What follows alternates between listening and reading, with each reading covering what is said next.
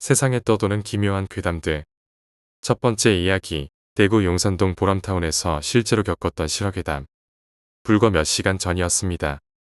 친구 집에 들렀다가 책 한 권을 빌리고 집으로 돌아오는 길이었습니다. 거리는 고요했고 하늘은 이미 어둠에 잠긴 상태였습니다. 평소와 다름없이 걸었지만 이상하게도 그날은 처음부터 뭔가가 달랐습니다. 누군가 보고 있다는 느낌. 저는 꽤 예민한 편이라 그런 시선을 받으면 단번에 느끼는 성격입니다. 주위를 둘러보았습니다. 사람은 없었습니다. 조용했고 인기척조차 없었습니다. 그런데 이상하게도 아파트 입구 쪽에 심어진 나무 하나가 바람 방향과는 정반대로 이상할 정도로 심하게 흔들리고 있었습니다. 왠지 모르게 가슴이 쿵 내려앉았고 그 나무 쪽으로 조심스럽게 다가갔습니다. 정말이지. 그런 식의 예감은 틀리는 법이 없습니다. 나무 뒤에는 한 남자가 숨어 있었습니다. 제가 다가가자마자 그 남자는 움찔하며 몸을 일으켜 허겁지겁 달아나기 시작했습니다. 그 모습을 보며 이상하다 생각했는데 더 이상한 건 도망치는 그가 내뱉은 소리였습니다. 단순히 웃는 게 아니었습니다. 비정상적이고 혀를 굴리듯 이상한 고음이 섞인 섬뜩한 웃음소리였습니다. 당황한 마음을 추스르기도 전에 등에 땀이 흥건하게 배기 시작했습니다. 불 꺼진 아파트 입구를 지나 급하게 엘리베이터 앞에 섰습니다. 버튼을 누르자 엘리베이터는 18층에 있었습니다. 제발 빨리 내려와라. 그렇게 중얼거리며 기다렸습니다. 그런데 엘리베이터가 17층에서 멈추더니 잠시 후 16층, 그리고 15층, 한 층씩 느릿하게 그리고 무언가를 싣고 내려오는 듯한 속도로 점점 가까워졌습니다. 그 순간 등 뒤에서 다시 그 소리가 들렸습니다. 히히히히히. 등골이 얼어붙었습니다.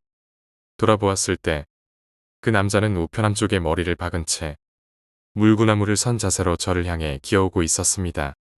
침을 질질 흘리며 마치 개처럼 기괴하게 사지를 꺾으며 기어오는 그 모습은 그 어떤 공포 영화보다도 무서웠습니다. 엘리베이터 문이 열리자마자 저는 본능적으로 뛰어들었습니다.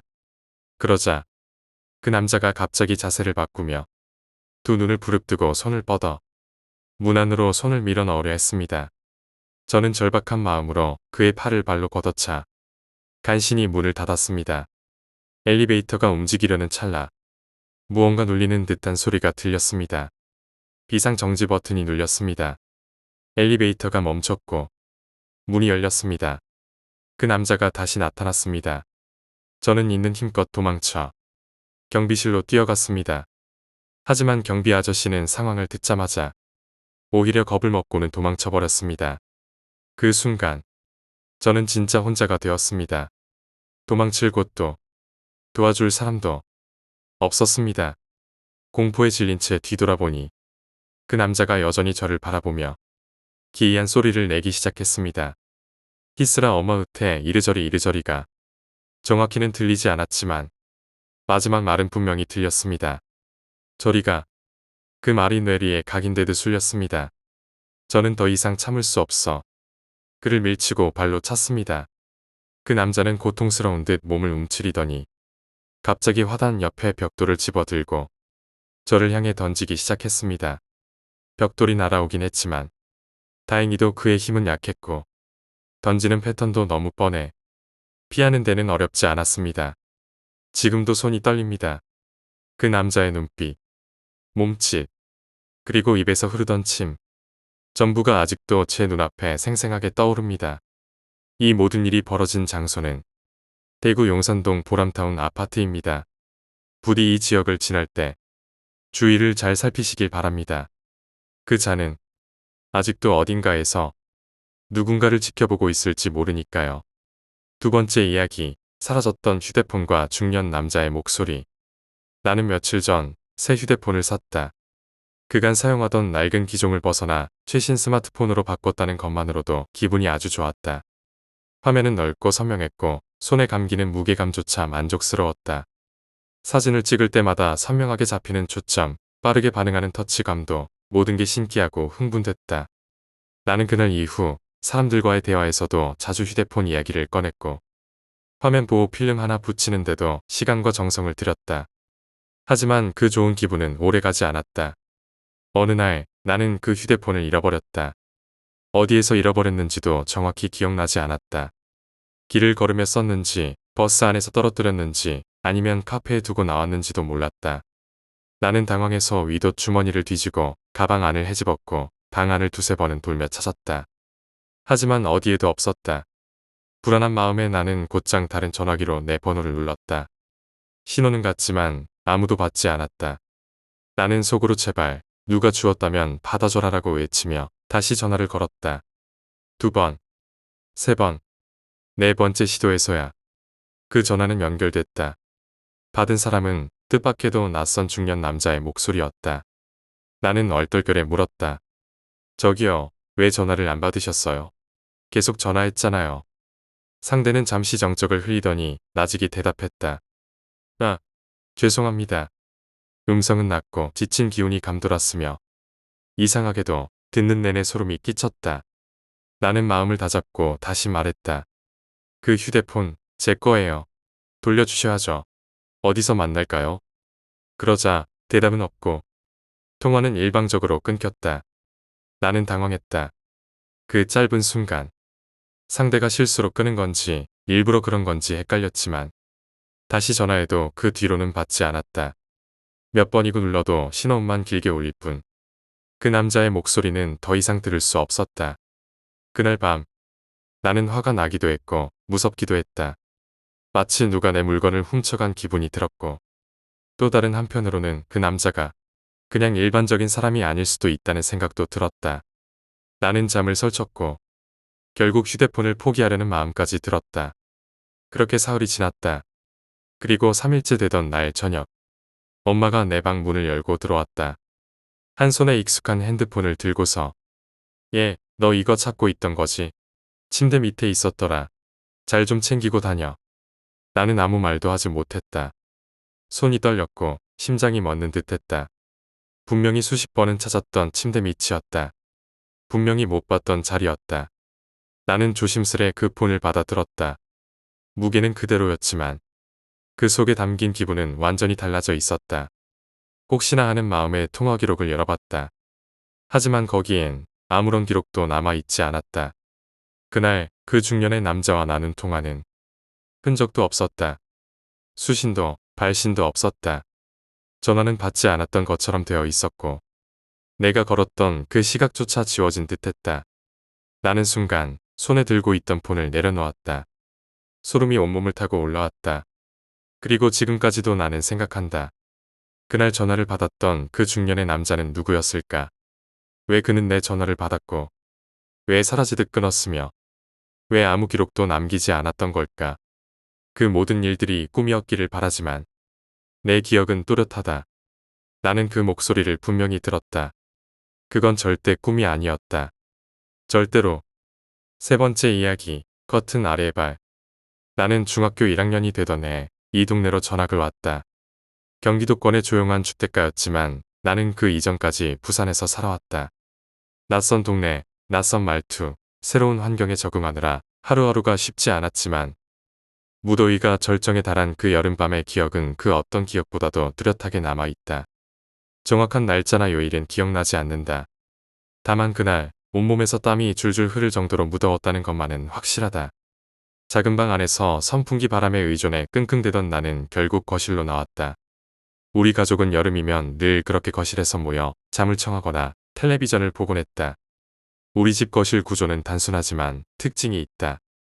정사각형이라 가정했을 때 윗면엔 벽걸이 TV가 달려있고 아래면엔 3인용 가죽 소파가 자리하고 있으며 오른쪽 세로면엔 베란다가 있다.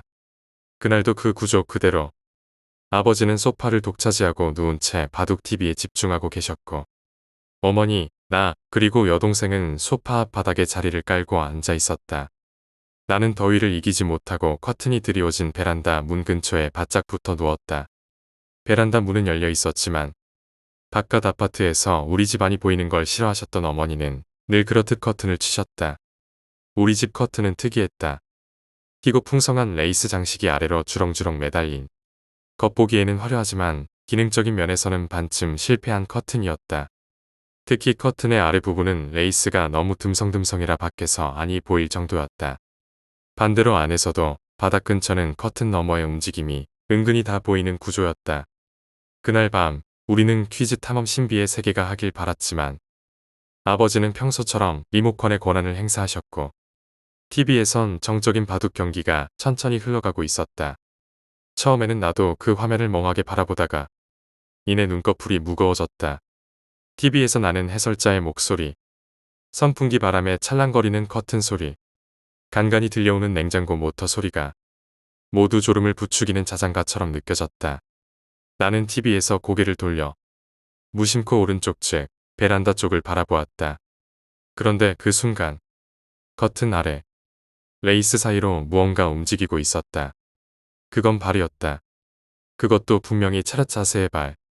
발끝이 아래로 향한 채 두 다리가 나란히 떠 있는 모습이었다.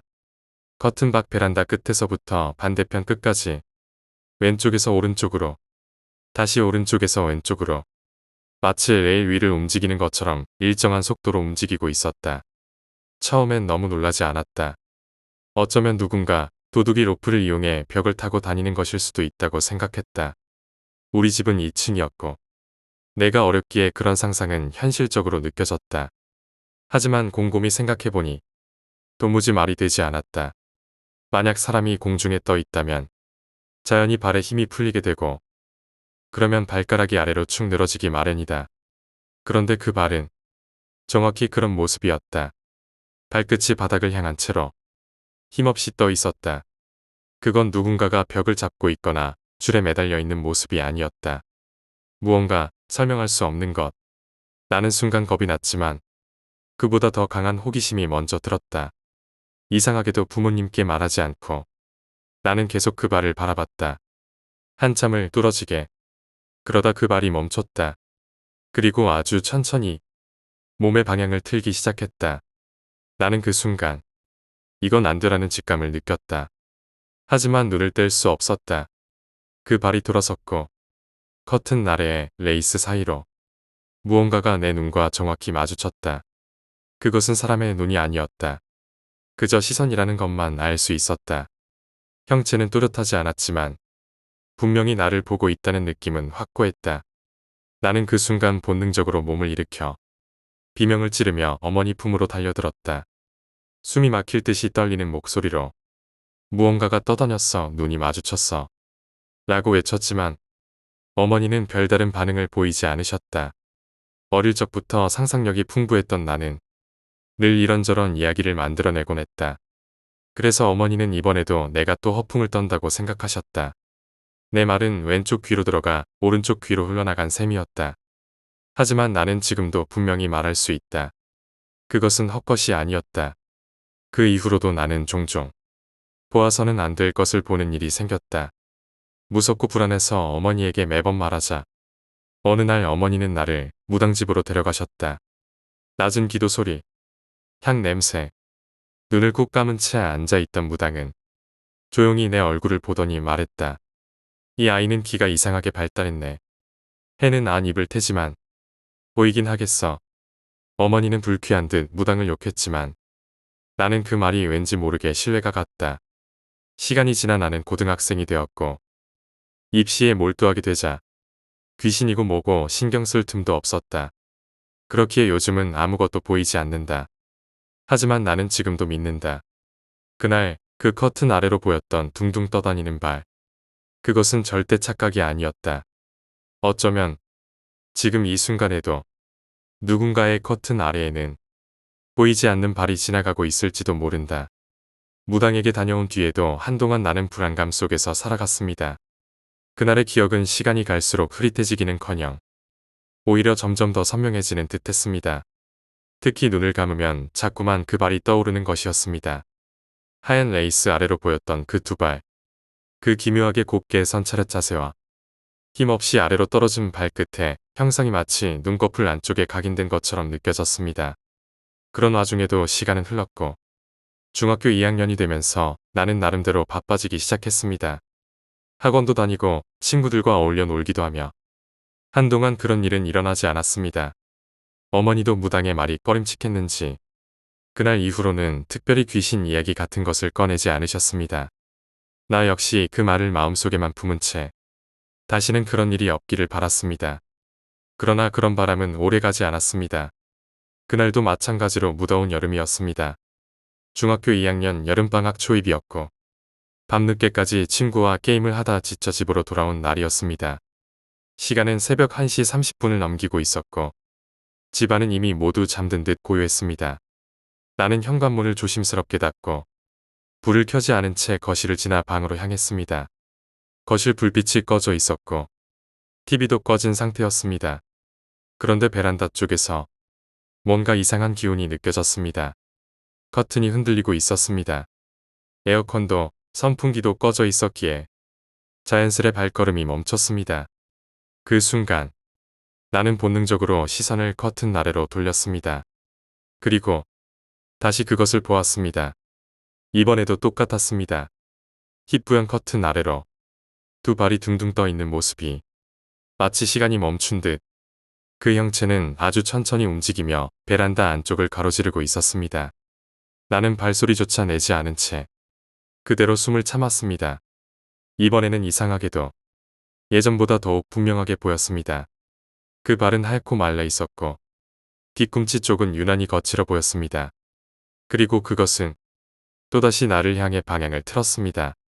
나는 도망치지도 비명을 지르지도 못했습니다. 몸이 얼어붙은 듯 움직이지 않았고 시선은 그 발끝에 고정된 채 마치 무언가에 끌려가듯 빠져들었습니다.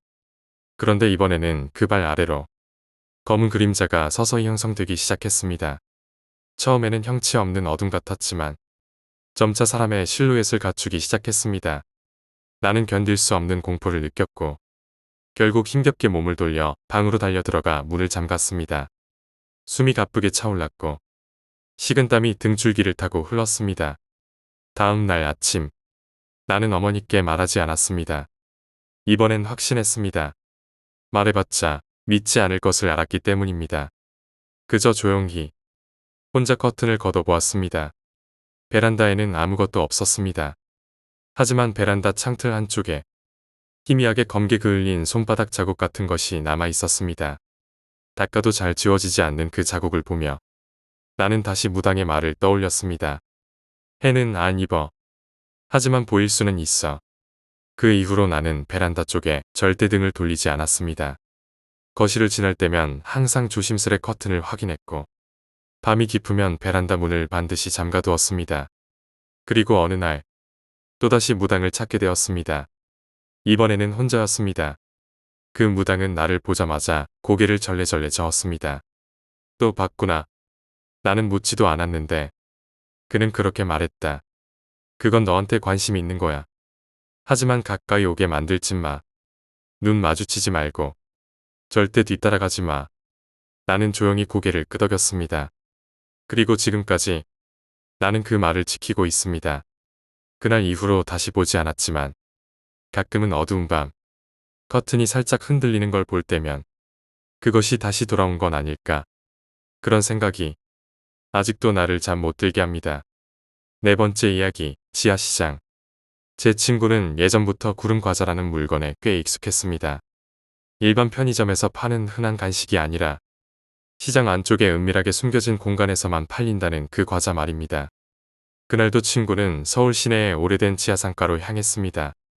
겉보기엔 평범한 재래시장 같았고 유리진열장 너머로는 외국 식료품, 잡다한 옷들, 생활용품이 가득해 보였습니다. 하지만 그 실체는 달랐습니다. 그곳은 단속을 피해 위장 운영 중인 불법 상가였습니다. 교복을 입은 아이들이 담배를 피우며 돌아다녀도 누구 하나 나무라지 않았고 지나가는 경찰도 이 구역은 어찌된 일인지 조용히 외면하는 듯했습니다. 친구는 단골로 드나들던 한 외국 식료품 가게를 찾았습니다.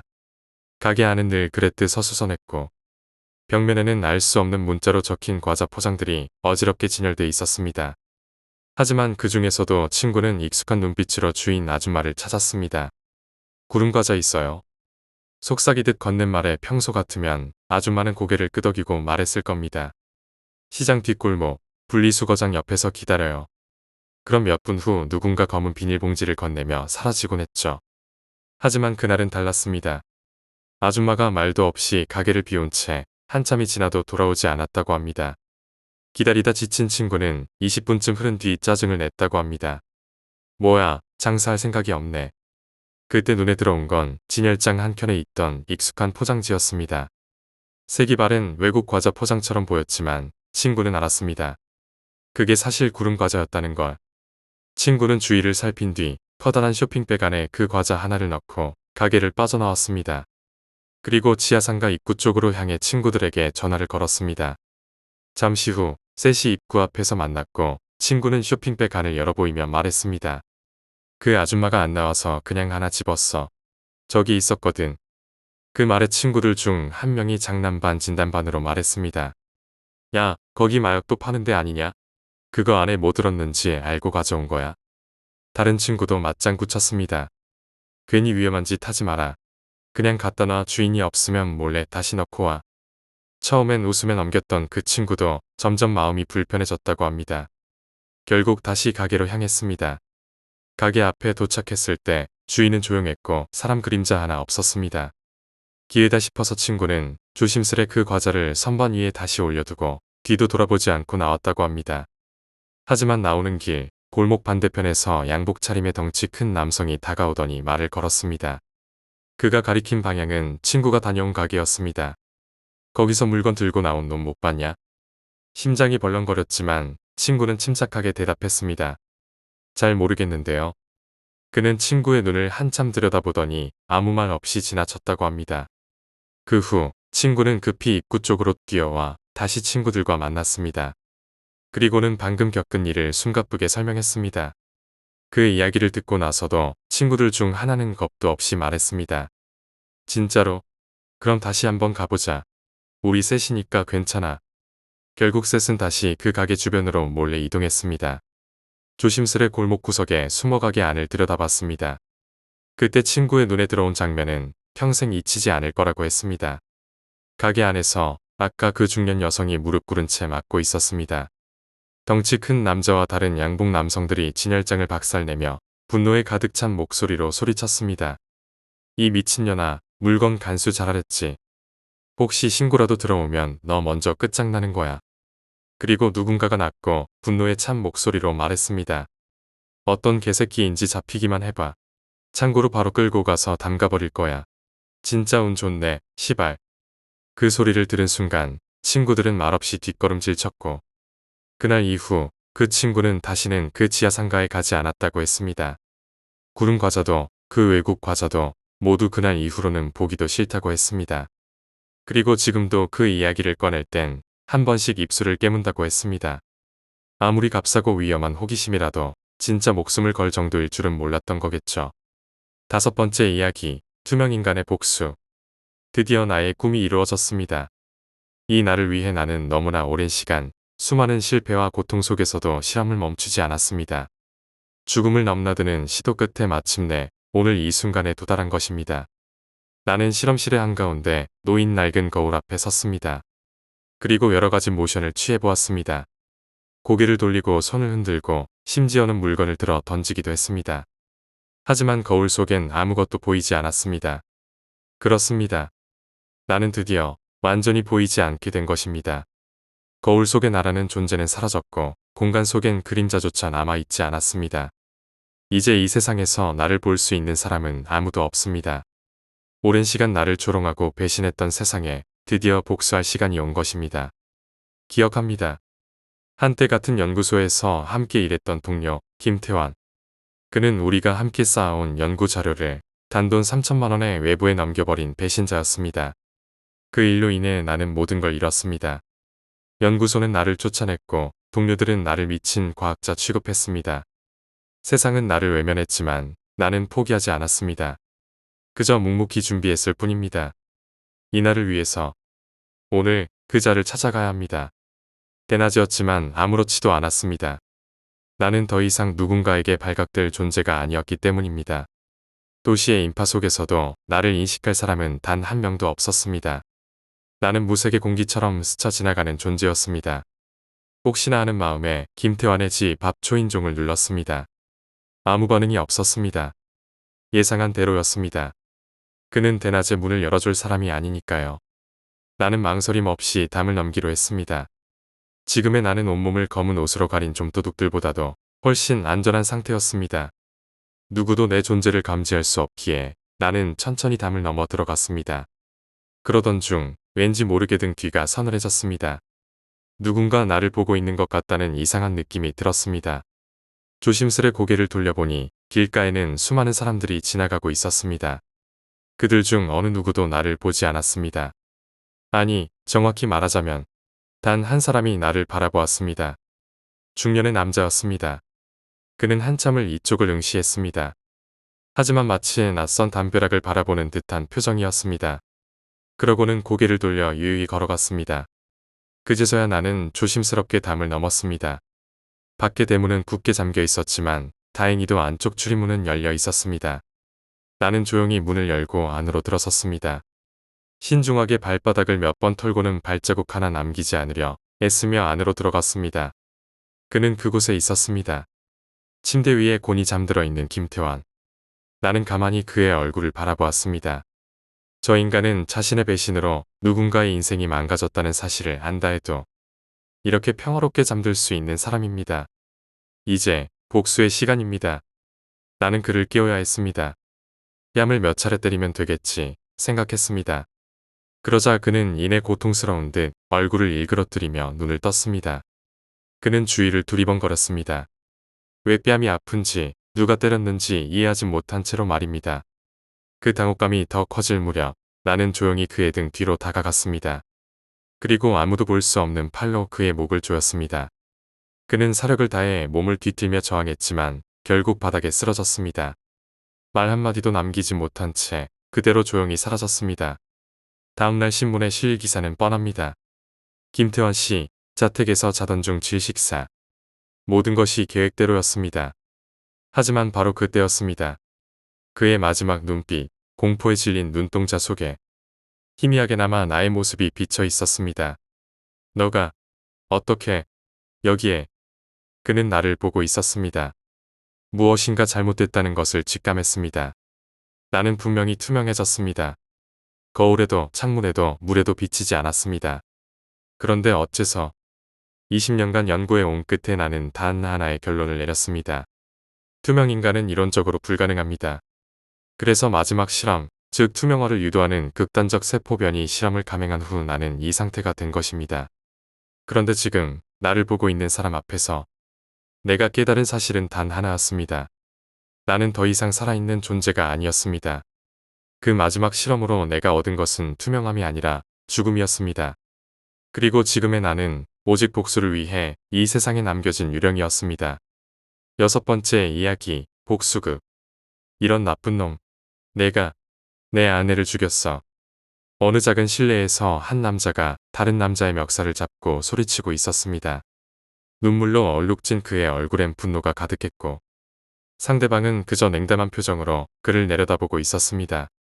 김종일, 그건 단순한 사고였을 뿐이야. 이 돈을 받고 더 이상 어리석은 짓은 하지 마. 그는 흰 봉투 하나를 조용히 꺼내 건넸습니다. 꽤 많은 액수야.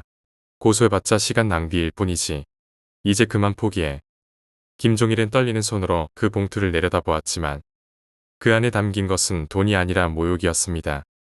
상대 남자는 문을 나서며 조용히 혼잣말처럼 말했습니다. 그깟 여자 하나 죽은 게 뭐 그리 대수라고. 김 실장, 저 자식도 날뛰면 조용히 처리해.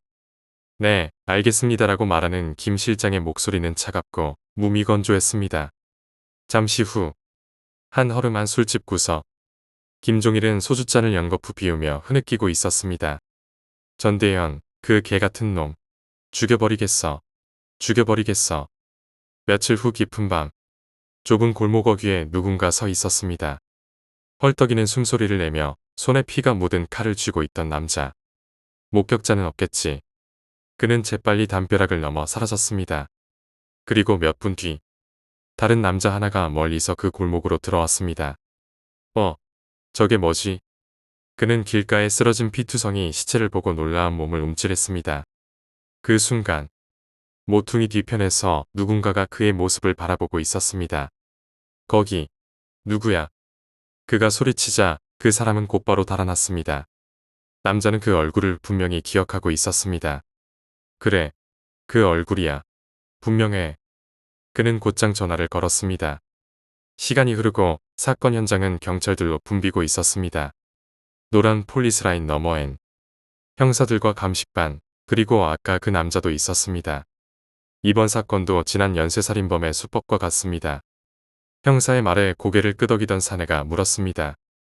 김종일 씨, 모퉁이에 있던 사람의 인상착의를 기억하십니까? 물론이죠. 똑똑히 봤습니다. 김종일은 망설임 없이 대답했고, 그렇게 그는 경찰차에 올라탔습니다. 며칠 후, 다음 뉴스입니다. 또다시 발생한 살인사건, 피해자는 최모 씨로 확인되었고, TV 속 뉴스에서는 용의자의 몽타주가 공개되었습니다. 얼굴형은 길고, 안경 착용, 중간 키. 소파에 앉아 뉴스를 보던 한 남자가 화들짝 놀랐습니다. 저건 내 얼굴이잖아. 그는 그 자리에서 벌떡 일어났습니다. 말도 안 돼. 어떻게? 그 남자의 이름은 전대현이었습니다. 그날 밤 수많은 경찰이 그의 집을 에워쌌고 강력히 반장은 소리쳤습니다. 여기입니다. 용의자를 체포하세요. 그의 고급 저택 안으로 경찰들이 들이닥쳤습니다. 며칠 뒤 다음 뉴스입니다. 전국을 공포에 몰아넣었던 연쇄살인범이 드디어 체포되었습니다. 용의자는 대기업 회장인 전모 씨로 국민적 충격이. 사건은 그렇게 일단락되는 듯했습니다. 검찰청 앞에서 김종일이 나왔고 기자들과 검사가 그를 둘러싸며 감사를 전했습니다. 김종일 씨, 이번 사건의 해결에 결정적인 기여를 해주셨습니다. 사례금을. 김종일은 미소를 지었습니다. 그 미소는 기이하고도 소름 끼치는 표정이었습니다. 전대현, 너 억울하지? 크크. 그래, 넌 억울하게 죽는 거야. 김종일은 조용히 중얼거렸습니다. 내 아내를 그렇게 만든 너를 죽이기 위해 내가 몇 명을 죽였는지 알아? 첫 번째도, 두 번째도 모두 연쇄살인처럼 위장했고 목격자도 있었지만 따라가 죽였지. 너를 죽이는 건 더럽고 귀찮아서. 그저 널 집어넣고 천천히 고통받게 만들었을 뿐이야. 그는 조용히 돌아섰습니다. 이미 손에 묻은 피는 씻을 수 없다는 듯. 그의 걸음은 가벼웠고 그 표정은 섬뜩할 정도로 평온했습니다. 진짜 연쇄살인범은 이미 사건의 중심을 벗어난 그 사람이었습니다. 7번째 이야기, 잠들지 못한 영혼의 독백. 언제부터였을까? 그 누구도 정확히 짚어줄 수 없겠지만 어쩌면 아주 오래전부터였을지도 모릅니다. 내 삶은 점점 현실과는 멀어져 가고 마치 판타지 속 세계에 빠져있는 듯한 느낌이 들기 시작했습니다. 처음엔 신기했습니다. 매번 다른 장면이 펼쳐졌고 그 속에서 나는 자유로웠습니다. 하늘을 날기도 했고 물속에서도 숨이 막히지 않았습니다. 평소에 만나보고 싶던 연예인을 우연히 마주치기도 했고 갖고 싶었던 물건들이 손에 들어오기도 했습니다. 어느 날엔 길을 걷다가 빛나는 코트를 입은 마술사를 만나기도 했고 또 어떤 날은 내가 주인공인 듯한 이야기가 내 눈앞에서 흘러갔습니다. 그런 비현실의 연속은 처음엔 무척이나 즐거웠습니다. 하지만 시간이 지나면서 그 속의 모든 것이 점점 느려지기 시작했습니다. 누군가 나를 쫓아오고 나는 도망치는데 그 속도는 말도 안 될 만큼 느렸습니다. 발은 무겁고 몸은 마음처럼 따라주지 않았습니다. 도망치면서도 느꼈습니다. 이건 진짜가 아니야. 그리고 어느 날부터인가 그 꿈속에 무언가 낯선 존재가 보이기 시작했습니다. 정확히는 귀신이었습니다. 형체가 없는 그림자. 문틈에서 고개를 빼꼼히 내밀고 날 지켜보는 창백한 얼굴. 귀 옆에서 속삭이는 목소리. 그 모든 것들이 나를 잠 못 들게 만들었습니다. 하지만 이상하게도 그런 공포조차 익숙해졌습니다. 꿈은 점점 더 지겨워졌습니다. 처음엔 자유였지만 이젠 감옥 같았습니다. 같은 길, 같은 패턴, 다른 사람 같은 얼굴. 하지만 다 알고 있는 이야기. 무한히 반복되는 그 안에서 나는 점점 침묵하게 되었습니다. 처음엔 나도 반항했습니다. 뛰쳐나가려 했고 소리도 질렀습니다. 하지만 모두 무의미했습니다. 깨지지 않는 꿈속에서 내가 할 수 있는 건 오직 견디는 일뿐이었습니다. 그러다 문득 생각이 들었습니다. 내가 도대체 언제부터 잠든 거지? 마치 평생을 잠들어 있던 것처럼. 이 삶은 너무 오래되었습니다. 그러다 어떤 장면에서 멈췄습니다. 어두운 복도, 나를 향해 다가오는 까만 형체. 도망치려는 발은 마치 바닥에 붙은 듯 떨어지지 않았습니다. 숨이 막히고 눈물이 흐르고 입은 벌어졌지만 소리는 나오지 않았습니다. 그때 문득 아차, 난 이미 죽어 있었지. 그 사실을 깨달은 순간 모든 게 멈췄습니다. 시간도, 공간도, 공포도, 쾌락도 모두 의미 없는 것이 되었습니다. 나는 더 이상 꿈에서 깨어나길 바라지 않았습니다. 그저 이 지겨운 판타지가 끝나기만을 바랐습니다. 영원히 깨어나지 못할 것을 알면서도 나는 그 안에서 여전히 깨어나고 싶다는 생각을 하고 있었습니다. 8번째 이야기, 별이 새겨진 시체들. 시연아, 요즘 왜 그래? 얼굴에 살도 쫙 빠지고 안 그러던 애가 다크서클까지 생기고 무슨 일 있는 거야? 수혜는 조심스럽게 말을 건넸다. 그 말투에는 걱정과 의심이 뒤섞여 있었다. 초등학교부터 고등학교까지 쭉 함께해온 친구였기에 그녀는 시연의 변화가 더 또렷이 보였다. 시연은 엄마 없이 자라났지만 늘 밝고 씩씩한 아이였다. 남들보다 조금 더 어른스러웠고 누구보다 독립적이었다. 그런 시연이 요즘 눈에 띄게 달라졌다. 화도 잘 내고 의미 없이 노려보는 일도 많아졌다. 무엇보다 성적이 계속 떨어졌다. 전에는 상위권을 유지하던 아이였는데 이제는 선생님들도 걱정할 만큼 변해 있었다. 아니, 아무 일도 없어. 시연은 힘없이 웃었다. 그녀의 얼굴은 피곤에 절어 있었고 입꼬리마저 억지로 올린 듯 경직돼 있었다.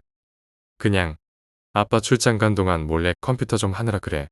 밤새서 게임하고 그런 거 있잖아. 숨을 고르듯 말을 마친 시연은 이내 허공을 응시했다. 초점 없는 눈빛이 마치 다른 진실을 말하는 것 같았다. 시연의 아버지는 완벽주의자였다.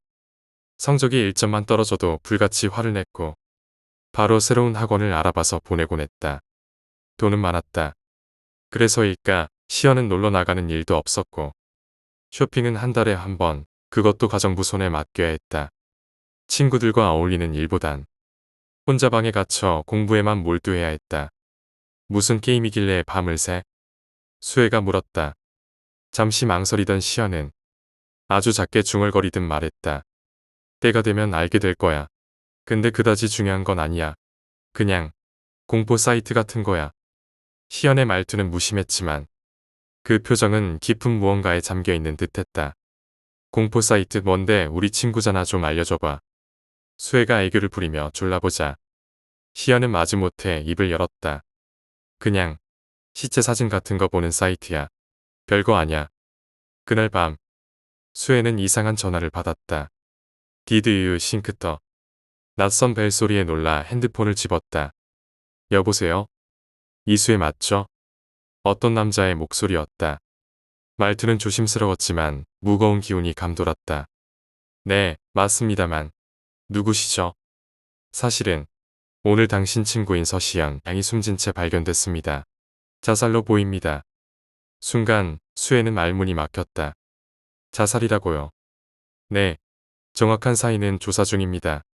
그런데 이상한 점이 하나 있어서요. 시신의 복부에 별 모양의 무언가가 새겨져 있었습니다. 별, 이요? 그 말을 들은 순간 수혜의 심장이 세차게 뛰었다. 시연이 남긴 단서 같았다. 그날 이후 수혜는 잠도 제대로 못 잤다. 시연이 왜 죽었는지, 도대체 어떤 사이트를 보았던 것인지. 6개월이 흘렀다. 수혜는 새로운 친구 희웅과 가까워졌고 생활도 겉보기엔 평범해졌다. 하지만 머릿속에서 별과 공포 사이트는 사라지지 않았다. 어느 밤 그녀는 결국 컴퓨터를 켰다. 수십 개의 공포 관련 사이트들을 뒤졌다. 심령사진, 괴담, 영상, 게시판. 그러다 어떤 사이트 하나가 눈에 들어왔다. 이상하리 많지 낡은 디자인과 정적. 그리고 사진첩. 첫 번째 사진은 눈이 파인 시체였다. 두 번째 사진은 팔이 잘려나간 시체. 수백 장의 사진이 차례로 이어졌고 그 사진 속 모두 한 군데에 별이 새겨져 있었다.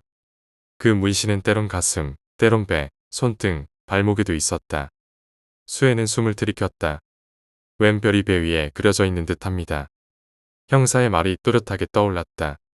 그리고 그녀는 보았다. 사진 한 장. 배 위에 별이 새겨진 채 반쯤 눈을 감은 여자아이. 희연이었다. 수혜는 입을 틀어막았다. 울지도 못하고 뇌는 얼어붙었다. 이건 단순한 자살이 아니었다. 그녀는 계속해서 그 사이트를 탐색했고 밤이 깊어질수록 더욱 빠져들었다. 희유는 어느 날 물었다. 수혜야, 요즘 좀 이상해. 살도 빠졌고. 무슨 일 있어? 수혜는 천천히 고개를 돌려 희윤을 바라보았다. 그녀의 눈에는 초점이 없었다. 입가에는 어색한 미소만 걸려 있었다. 그냥 밤에 인터넷 좀 하느라 그래. 별거 아니야. 수혜의 말투는 그날 시연이 했던 그 말과 꼭 닮아 있었다. 그녀는 이제 그 사이트의 다음 장을 클릭하고 있었다. 9번째 이야기, 추동공원의 돌림노래. 그날은 유독 조용하고 춥지도 덥지도 않았습니다. 바람 한 점 없고 공기마저 정지된 듯한 이상한 밤이었습니다. 나는 그때 23살, 갓 군 제대를 마친 청년이었습니다. 막 사회로 복귀했지만 할 줄 아는 게 별로 없었고 마침 아는 관장님의 소개로 태권도장에서 사범 일을 시작하게 됐습니다. 그 일이 내게 첫 사회생활이었고 몸은 고됐지만 나름 보람도 느끼며 하루하루를 보내고 있었습니다. 당시 나는 첫 월급을 받아 작은 기쁨을 누렸습니다. 그때 가장 먼저 산 것이 워크맨이었습니다. 워크맨에는 늘 김현정의 멍이라는 곡이 재생되고 있었고 그 노래를 따라 부르며 퇴근하곤 했습니다. 그날도 어김없이 일과를 마치고 체육관에서 나왔습니다. 시간은 밤 10시 즈음. 집까지 거리는 대략 1km 정도여서 늘 그렇듯 걸어가기로 했습니다. 그렇게 조용한 밤길을 걷고 있던 중 갑자기 전화벨이 울렸습니다. 전화기 화면에는 엄마라는 이름이 떠 있었습니다. 나는 전화를 받았습니다. 여보세요? 그 너머로 다급한 엄마의 목소리가 들려왔습니다. 응, 엄만데. 나 지금 추동공원에 운동하러 왔다가 산속에서 길을 잃었어.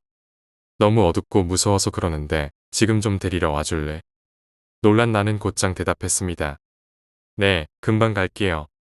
다행히도 추동공원은 집으로 가는 길목에 있었기에 나는 방향을 조금 틀어 바로 산 입구로 달려갔습니다. 공원에 들어서자 예상대로 주변은 온통 나무뿐이었습니다.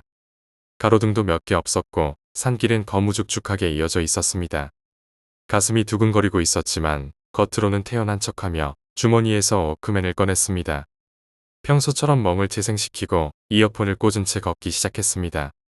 사람도 없는 산속, 괜히 무섭다는 생각이 들어 노래를 따라 부르기 시작했습니다. 돌림 노래처럼 가사 한 줄이 끝나면 그걸 내가 또 따라 불렀습니다. 그렇게 산길을 올라가며 대충 10분 정도 지났습니다. 엄마가 길을 잃었다고 말한 지점까지는 대략 20분 거리였기에 아직 반 정도 남은 셈이었습니다. 그런데 그 순간 이상한 일이 벌어졌습니다. 내 목소리도 아니고 워크맨 소리도 아니었습니다. 조금 느린 박자, 낮고 탁한 목소리였습니다. 순간적으로 등골이 오싹해졌습니다. 하지만 나는 태연한 척하며 모른 척하고 계속 걸으며 노래를 따라 불렀습니다.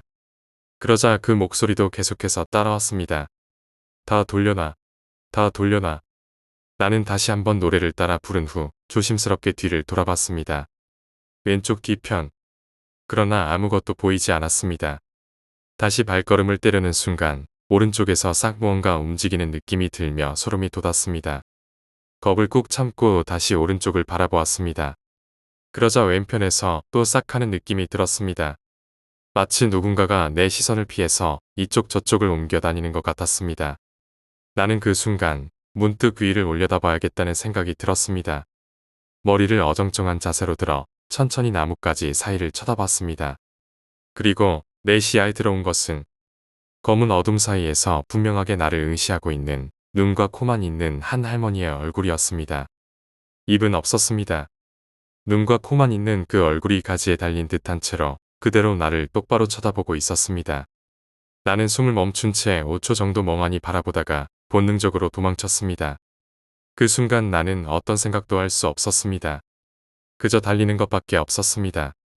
걸어서 10분 거리였던 그 산길을 어떻게든 2에서 3분 만에 뛰어내려왔습니다. 집에 도착한 나는 숨을 몰아쉬며 열쇠를 꺼내 문을 열었습니다. 문을 여는 손마저 떨리고 있었습니다. 그런데 그 순간 들려온 익숙한 목소리. 이제 왔냐? 어머니의 목소리였습니다. 나는 경악하며 말했습니다. 엄마, 나 불러놓고 왜 먼저 집에 와 있어? 그러자 어머니는 의아한 표정으로 말했습니다. 무슨 소리야? 엄마는 오늘 하루 종일 집에 있었는데. 머리가 하얘졌습니다. 나는 다급히 휴대전화의 통화 목록을 확인했습니다. 내 폰에는 분명히 엄마라는 이름으로 발신 기록이 남아 있었습니다. 하지만 어머니의 휴대전화에는 그런 전화 기록이 전혀 없었습니다. 며칠 전 통화한 기록만이 덩그러니 남아 있었을 뿐입니다. 믿기 어려운 상황에 다음 날 나는 통신사에 직접 찾아가 문의했습니다. 하지만 거기서도 그런 발신 기록은 없다는 말만 되돌아왔습니다. 며칠 후 관장님에게 조심스럽게 그 일을 털어놓았습니다. 그러자 관장님은 잠시 눈빛을 가라앉히며 말했습니다. 그 추동공원 말이야.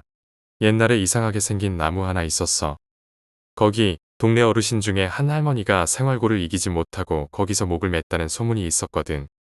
그 나무는 공원 조성 당시 베어졌고 그 일이 기사화되지는 않았지만 동네 사람들 사이에선 다들 알고 있는 이야기였다고 했습니다.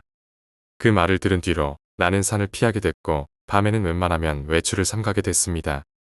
이제는 시간이 꽤 흘렀지만 가끔 그 눈과 코만 보이던 얼굴이 꿈에 나올 때면 나는 아직도 그날의 공포를 잊지 못합니다. 10번째 이야기, 을숙도의 탑 앞에서 나타난 손. 어릴 적부터 저는 종종 기가 약하다는 말을 들으며 자라왔습니다. 처음엔 그저 몸이 약하다는 의미인 줄 알았습니다. 하지만 점점 자라면서 그것이 다른 의미라는 것을 알게 되었습니다. 남들이 보지 못하는 것을 본다거나 아무도 없는 방에서 느껴지는 시선. 그런 것들에 민감하게 반응하는 걸 두고 기운이 약하다고 말하는 걸 알게 되었던 겁니다. 그래서일까요? 저는 어릴 적부터 유난히 가위에 자주 눌렸고 종종 설명하기 어려운 장면들을 마주하곤 했습니다. 주변 사람들은 흔히 귀신을 몇 번 보다 보면 익숙해진다고, 심지어는 농담처럼 맞짱 뜰까? 라며 웃곤 했습니다. 하지만 저는 알았습니다. 그건 절대로 그렇게 웃으며 넘길 일이 아니라는 것을요. 귀신을 본다는 것은 단지 눈이 이상해서 보이는 환상이 아닙니다. 그런 존재들을 자주 본다는 것은 그 사람의 감각이 그만큼 민감하다는 뜻이고 무의식 속의 두려움이 늘 깨어 있다는 증거였습니다. 사실 귀신을 가장 잘 볼 수 있는 방법은 따로 있습니다. 자신이 가장 무서워하는 공간, 어두운 골목이든 폐건물이든 심령적인 기운이 강하다고 믿는 장소에 직접 들어가 보는 겁니다. 그리고 그 속에서 최대한 긴장감을 유지한 채 눈 앞이 아닌 옆이나 뒤, 곁눈질로 주변을 훑어보는 것이죠. 그 상태에 이르면 신경은 예민해질 대로 예민해지고 귀신이든 그림자든 존재라는 감각이 또렷하게 느껴집니다. 그런 순간을 자주 겪다 보면 공포는 일상이 됩니다. 심지어 밝은 낮에도 그늘진 건물 사이에 서 있기만 해도 소름이 끼쳐오는 그런 상태로 살아가게 됩니다. 이제 본론으로 들어가 보겠습니다. 제가 심령에 관심을 갖게 된 것은 이런 예민한 성격 때문이었습니다. 무섭다고 느끼면서도 늘 호기심은 더 컸습니다. 그래서 학창시절부터 각종 심령 관련 카페에 가입해 있었고 특히 심령 사진을 공유하는 카페엔 매일같이 드나들었습니다. 사진 속의 이상한 형체들, 흐릿한 얼굴, 어딘가 뒤틀린 공간. 이런 것들을 보면 무서우면서도 이상하게 마음이 끌렸습니다. 그러다 어느 날 저도 직접 심령 사진을 찍게 될 기회가 생겼습니다. 지금으로부터 약 2년 전이었습니다. 당시 과학탐구 수업 시간에 사진을 활용한 숙제를 내주셨는데 조별 과제로 부산 을숙도에 갔습니다. 을숙도는 그 자체로도 물안개가 자주 피어오르고 탁 트인 공간에 뭔가 묘한 정적이 감도는 장소였습니다. 저희 조는 중심에 있는 사다리꼴 모양의 큰 탑 앞에서 사진을 찍기로 했습니다. 사진을 찍을 때는 아무 이상이 없었습니다. 아이들은 웃고 떠들며 탑을 배경으로 포즈를 취했고 전 그 모습을 여러 각도에서 담았습니다. 그중 한 장, 나무가 탑 옆으로 조금 걸치게 나온 구도로 찍힌 사진이 있었습니다. 그 사진을 나중에 인화해서 보던 중 이상한 점을 발견했습니다. 사진 속 나무 뒤쪽에서 마치 누군가의 손이 튀어나와 있었던 겁니다. 분명히 사진을 찍을 때는 아무도 그 자리에 없었습니다. 주변을 지나가던 사람도 없었고 그 위치는 사람이 들어설 공간도 아니었습니다. 그 손은 마치 무언가를 붙잡으려는 듯 허공을 향해 뻗어 있었습니다. 희미하면서도 분명한 윤곽. 그 형태는 아무리 봐도 사람의 손이었습니다. 심령 카페에 사진을 올려 문의한 결과 다수의 사람들이 심령 사진이라 판단해 주었습니다. 그런 형태는 사람 눈에는 보이지 않지만 카메라 센서에는 기록될 수 있다는 설명과 함께였습니다. 이후 저는 그 지역, 을숙도 탑에 대해 더 알아보게 되었습니다. 그 과정에서 소름 끼치는 이야기를 듣게 되었습니다. 탑이 건설될 당시 공사 중이던 한 남성이 높은 곳에서 떨어져 그 자리에서 즉사한 일이 있었다고 합니다. 원래대로라면 공사를 중단하고 장례를 치른 후 다시 계획을 세우는 것이 맞았겠지만 당시 공사 관계자들은 그 사건을 덮고 무단으로 시신을 조금 떨어진 곳에 안매장한 뒤 실종으로 처리했다고 했습니다. 이 사실은 몇 년 후에야 밝혀졌습니다. 탑 인근에 나무를 심고 수자원 공사 건물을 세우던 중 그 나무에서 이상한 썩은 냄새가 올라오고 땅을 파보니 그곳에서 부패한 시신이 나왔다는 뉴스가 전해졌습니다. 당시 수습된 사체는 그 남성으로 추정되었고 그렇게 사건은 실종 사망 사건으로 마무리되었습니다. 하지만 그 이후로도 사람들은 그 근처에서 이상한 기운을 느꼈고 저처럼 그 자리에서 사진을 찍었다가 정체 모를 형체를 담아내는 일도 여러 차례 있었습니다. 그 사진은 지금도 제 방 어딘가에 있습니다. 처음엔 무서워서 태워버릴까 고민도 했지만 지금은 그저 조심스럽게 보관 중입니다. 심령사진이 찍혔다고 좋아할 일은 아닙니다. 그건 어쩌면 그 존재가 지금도 내 곁을 맴돌고 있다는 증거일 수 있으니까요.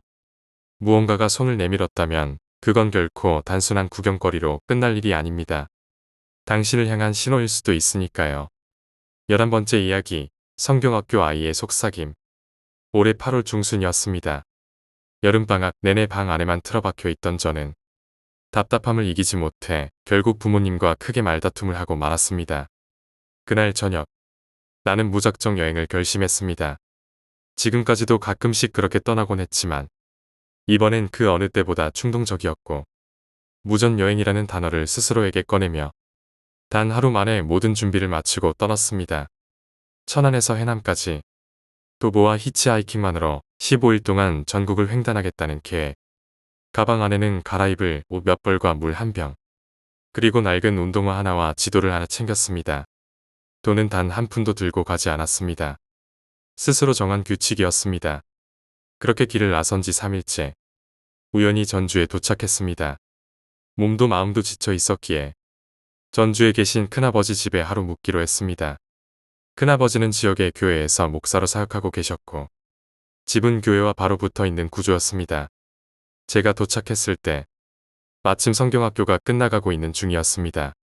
아이들이 뛰어놀며 집 안팎을 북적이던 시간이 지나고 전도사님들과 몇몇 어른들이 들어와 인사를 나누고 있던 중 한 꼬마 아이가 집 안으로 들어왔습니다. 그 아이는 낯가림 없이 거실 소파에 앉아 전도사님들과 웃으며 장난을 쳤고 저와도 금세 친해졌습니다. 자연스럽게 같이 TV를 보며 시간을 보냈고 저녁까지 내내 함께 놀았습니다. 그러다 저녁 무렵 그 아이는 아버지의 전화 한 통을 받고 조용히 집으로 돌아갔습니다. 그날 밤 오랜만에 편히 잠을 잘 수 있었습니다. 다음날 아침 무더위 탓에 땀이 나 일찍 눈을 떴습니다. 하루만 더 머무르고 싶다는 생각이 들던 참에 큰엄마가 다정하게 하루 더 있으라고 하셨고 저는 어색하게 고개를 끄덕이며 머물기로 했습니다. 거실로 나오자 어제 보았던 그 아이가 다시 소파에 앉아 있었습니다. 아침부터 아무렇지 않게 TV를 보며 놀고 있었고 저 역시 자연스럽게 옆에 앉았습니다. 아이와 함께 밥을 먹고 형이 자고 있던 방에서 컴퓨터를 하며 시간을 보냈습니다. 한참이 지나 형이 깨어났고 장난스럽게 제게 헤드락을 걸며 인사를 했습니다. 분위기는 평온했고 방 안엔 웃음이 가득했습니다. 그런데 갑자기 집안에서 이상한 소리가 들려왔습니다. 거실에서 낯선 아저씨의 듯한, 목이 찢어질 듯한 고함 소리. 놀란 마음에 밖으로 나가려는 순간 형이 저를 제지하며 방에 있으라고 하더니 문을 닫고 나가버렸습니다. 하지만 호기심을 참지 못한 저는 조용히 문을 열고 거실 쪽을 살폈습니다. 그리고 그 순간 나는 내 눈을 의심했습니다. 그 아이가 거실 한복판에 쓰러져 있었습니다. 눈동자는 흰자만 보인 채 뒤집혀 있었고 입에서는 거품이 흘러나왔습니다. 전도사님들과 큰아버지, 큰엄마, 형까지 모두 아이를 둘러싸고 있었습니다. 누군가는 팔과 다리를 붙잡고 있었고 누군가는 찬송가를 부르고 있었습니다.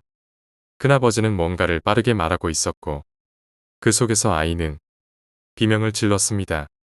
그러다 갑자기 아이의 눈이 저를 향했습니다. 그리고는 죽어. 그 목소리는 아이의 것이 아니었습니다. 낮고 무겁고 너무나 낯선 기운이 담긴 목소리.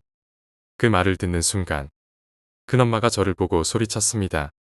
어서 방으로 들어가. 공포에 휩싸인 저는 가장 가까운 방으로 뛰어들었습니다. 하지만 그 방은 창고로 쓰이는 어두컴컴한 공간이었습니다. 불도 켜지지 않았고 나는 그 안에서 발을 동동 구르며 떨고 있었습니다.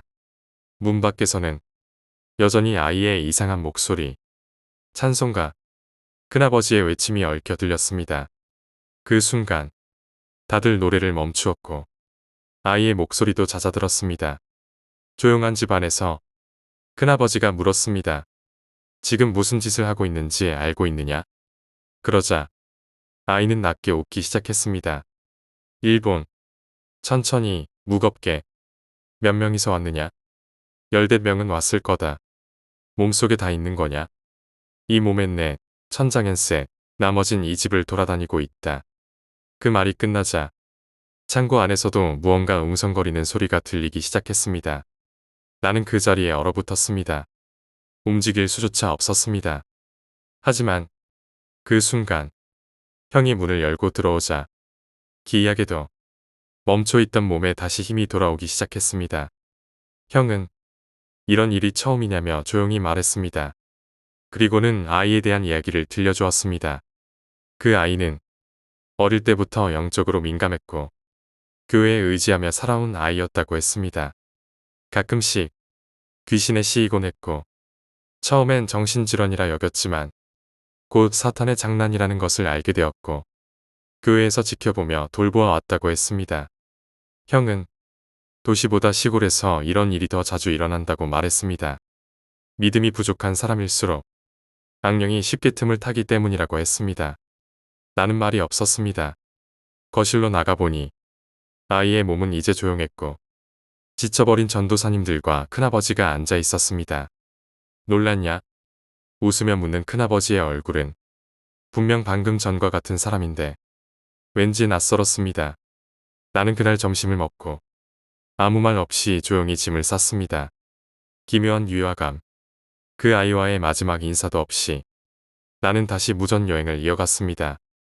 하지만 그날의 기억은 지금도 머릿속에서 지워지지 않습니다. 12번째 이야기, 엘리베이터 앞의 노랫소리.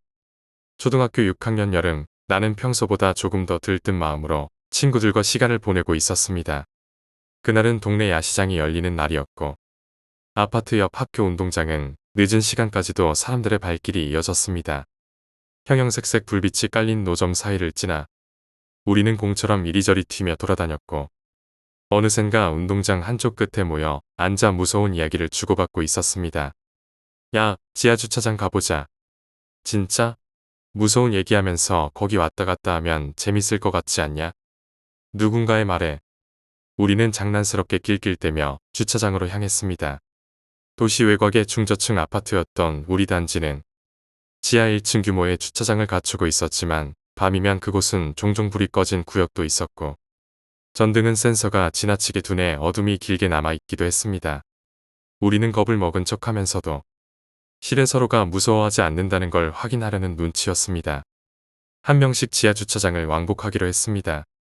정해진 규칙은 없었습니다. 다만 들어가서 끝까지 걸어갔다가 다시 돌아오면 성공이었습니다.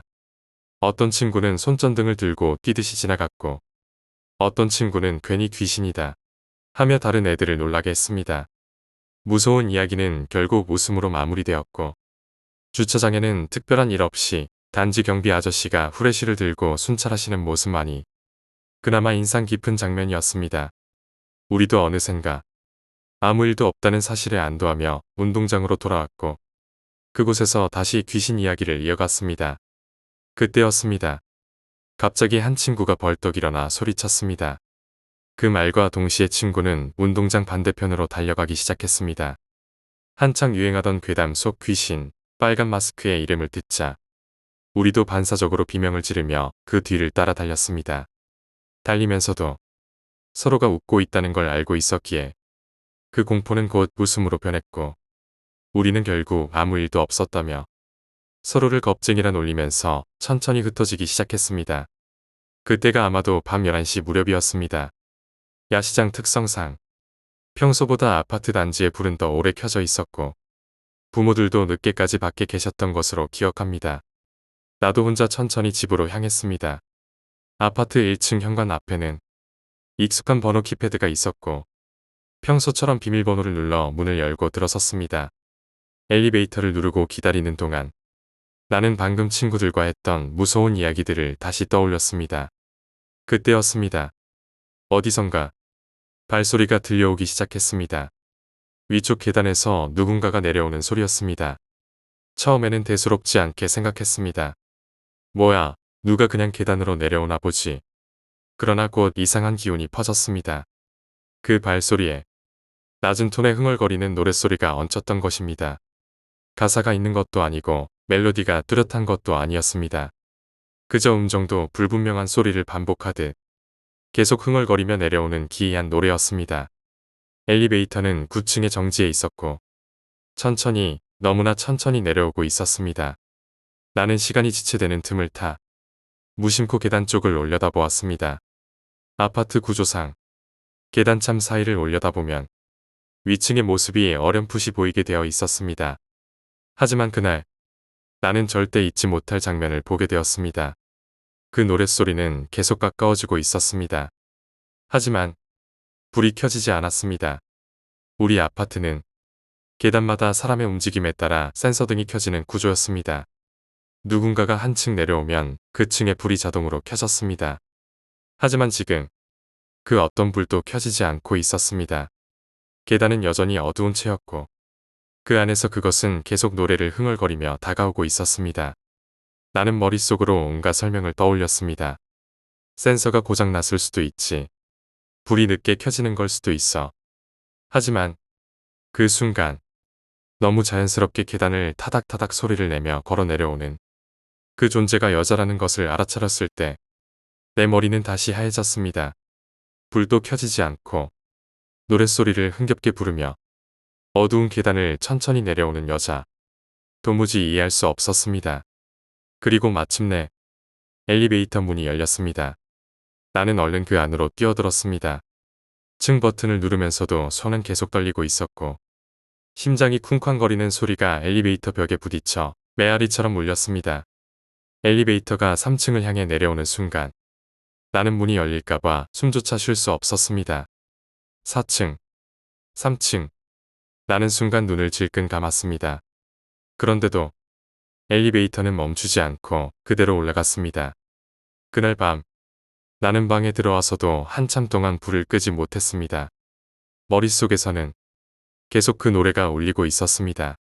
지금 생각해도 섬뜩한 소리였습니다. 불 꺼진 계단, 그 아래를 노래하며 걸어오던 존재. 그날 이후 나는 계단을 함부로 올려다보지 않게 되었습니다. 혹시 다시 마주칠까봐 말입니다. 13번째 이야기, 열쇠를 가지러 간 그 밤. 그 이야기는 학원 선생님께서 직접 겪은 일이었습니다. 어느 날 밤 평소 절친하던 친구와 함께 술자리를 가졌다고 합니다. 밤늦게까지 웃고 떠들며 시간을 보냈고 시간이 제법 흐른 뒤에야 비틀비틀 집으로 돌아가려고 일어섰습니다. 그렇게 집을 나선 뒤 몇 걸음 가지 않아 자신의 주머니를 더듬었는데 열쇠가 없었습니다. 순간 머릿속이 멍해졌고 곧바로 떠오른 건 조금 전까지 머물렀던 친구 집의 신발장. 아, 거기다 놓고 나왔구나. 이미 시간은 깊은 밤. 거리엔 인기척 하나 없었고 집으로 돌아가기 위해선 어차피 열쇠가 필요했기에 다시 친구 집으로 발걸음을 옮겼다고 합니다. 그 집에 도착하자 문은 반쯤 열려 있었습니다. 이상했습니다. 술이 취해 문을 제대로 닫지 못했나 싶어 그는 조심스레 문을 밀고 안으로 들어섰습니다. 방 안은 캄캄했고 집안 어디에서도 불빛 하나 새어나오지 않았습니다. 친구는 이미 자고 있는 모양이라고 생각했습니다. 괜히 불을 켜 친구를 깨울까봐 그는 조용히 손만 뻗어 신발장 위에 올려진 열쇠를 집어들었습니다. 그렇게 불도 켜지 않은 채 그는 조용히 다시 밖으로 나왔습니다. 다음 날 아침 학교에 같이 가기 위해 다시 친구의 집을 찾았을 때 그곳은 평범하지 않았습니다. 현관 앞에 경찰차가 서 있었고 집 안에는 수사관들이 분주히 움직이고 있었습니다. 무슨 일이냐고 물었을 때 경찰은 그에게 믿기 힘든 소식을 전했습니다. 어젯밤 강도가 들어왔습니다. 안타깝게도 친구분은 사망했습니다. 그는 머리를 얻어맞은 듯 멍해졌습니다. 잠깐, 그는 어젯밤 그 집에 다시 다녀왔던 기억이 떠올랐습니다. 신발장에서 열쇠를 챙기고 불도 켜지 않은 채 나왔던 그 순간. 그런데 경찰은 한 가지 더 말을 보탰습니다. 신발장 위에 이상한 쪽지가 하나 있었습니다. 내용이 조금 섬뜩해서요. 그는 떨리는 마음으로 경찰의 말을 들었습니다. 그 쪽지에는 단 한 줄이 적혀 있었다고 합니다. 그리고 경찰이 그 문장을 읽는 순간 그는 온몸이 얼어붙었습니다. 그 종이엔 이렇게 쓰여 있었습니다. 불 켰으면 너도 죽었어. 그 문장을 들은 그는 정말 그대로 눈앞이 캄캄해지며 기절할 뻔했다고 했습니다. 그날 그가 불을 켰다면 그 어둠 속 어딘가에는 누군가가 그를 지켜보고 있었던 것입니다. 그리고 어쩌면 그는 지금 이 이야기를 전하지 못했을지도 모릅니다.